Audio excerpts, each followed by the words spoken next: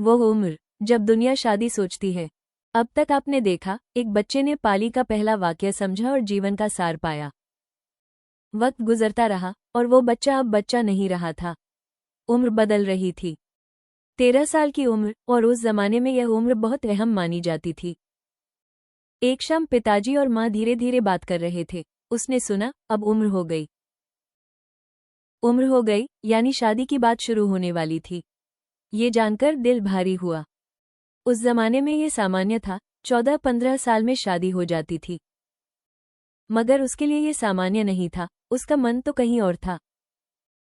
एक तरफ पाली की प्यास, दूसरी तरफ परिवार की परंपरा। दोनों असली थे। वो विद्रोही नहीं था, वो समझदार था। परिवार से प्यार था उसे। मगर भीतर एक सवाल था, क्या गृहस्थ जीवन और सत्य की खोज साथ चल सकते हैं? उसने बुद्ध के बारे में सोचा। बुद्ध ने तो गृहस्थ जीवन छोड़ा था। क्या यही एकमात्र रास्ता है? मगर बुद्ध ने यह भी कहा था, मध्यम मार्ग, न अति त्याग न अति भोग। शायद शादी और सत्य की खोज दोनों साथ हो सकते हैं, उसने सोचा। मगर ये शायद आगे चलकर एक बड़े संघर्ष की जड़ बनेगा। वह अभी नहीं जानता था। एक दिन पिताजी ने बुलाया, बेटा, एक अच्छा रिश्ता आया है, बात करनी है। वो चुपचाप बैठ गया पिताजी के सामने। दिल तेज धड़क रहा था। पिताजी ने कहा, लड़की अच्छे घर की है, संस्कारी है, तुम्हारे लायक है।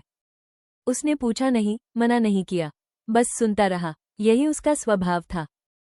उस रात उसने लिखा, जीवन अपनी राह चलता है, मुझे अपनी राह भी चलानी है।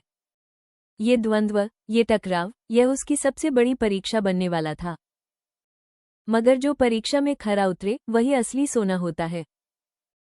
और यह बच्चा, यह नौजवान, सोना था। बस अभी आंच बाकी थी। आगे आने वाले दिन उसे तोड़ने की कोशिश करेंगे, मगर वो टूटेगा नहीं, क्योंकि जिसके भीतर सत्य की जड़ हो उसे कोई तूफान नहीं उखाड़ सकता। उस रात आसमान साफ था और उसने तारों को देखते हुए एक सवाल पूछा, क्या मैं वो सब कर पाऊंगा जो मैं करना चाहता हूँ? ये सवाल था। तारे चुप रहे, मगर भीतर से एक आवाज आई, हाँ, मगर कीमत चुकानी होगी। वो कीमत क्या होगी, वो जानता था, मगर अभी उससे मुंह नहीं मोड़ सकता था। यही है महापुरुषों की नियति, वे जानते हैं, फिर भी चलते हैं। अगले कुछ महीनों में शादी की तैयारियां शुरू होने वाली थीं।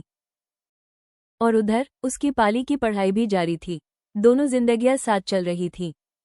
एक जिंदगी जो दुनिया देख रही थी, दूसरी जिंदगी जो भीतर जी रहा था। और यही द्वंद्व आगे बहुत बड़े फैसले की तरफ ले जाएगा। वो फैसला कब आएगा, क्या होगा, रहस्य अभी बाकी है। और यही रहस्य आपको रोज यहाँ खींच लाएगा। यही इस कहानी की ताकत है। तो रोज आइए sankartrust.org पर और इस नौजवान के साथ चलते रहिए, क्योंकि आगे की कहानी और भी गहरी और भी रहस्यमय होने वाली है। शादी होगी, बेटी जन्म लेगी और फिर एक रात आएगी जो सब बदल देगी। वो रात कौन सी होगी, वो फैसला क्या होगा? बस कुछ एपिसोड और। संकर फाउंडेशन आपसे वादा करती है, हर एपिसोड पहले से बेहतर होगा। क्योंकि यह सिर्फ एक कहानी नहीं, यह एक जीवन की सच्ची दास्तान है। और सच्ची दास्तानें किसी भी काल्पनिक कहानी से ज्यादा असर करती हैं। इसीलिए ये कहानी आपके दिल तक पहुंचती है, सीधे, बिना रुके। अब वापस उस नौजवान के पास जो तारों से बात करके सो गया था। सपने में भी पाली के वाक्य थे, सब्बे सत्ता सुखिता होन्तु। यह वाक्य उसका सपना था, उसकी नींव थी, उसकी मंजिल थी। और उस मंजिल तक वो पहुंचेगा, चाहे दुनिया कुछ भी कहे। कहानी जारी रहेगी, आगे कल देखिए।